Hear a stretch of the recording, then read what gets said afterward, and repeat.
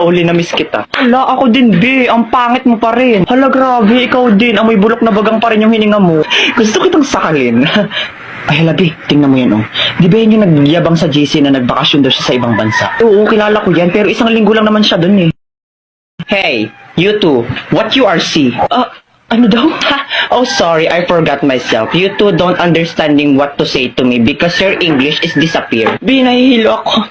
Kailangan ko makasapak ng bobo. Nga lang akong bahala.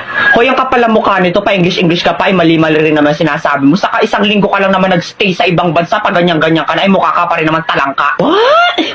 Talengka? Talengka? Ay kung hampasin kaya kita ng talangka para matawan ka. Well, it's nothing anymore my problem in mathematical equation that I don't understanding to say what you to me. You too dead hungry. Hoy, yung totoo, nag-a-addict ka ba o natukhang ka sa ibang bansa? Huh? Why is me going to be addict? Don't you know that I'm smarter than the teacher of international in the Philippines?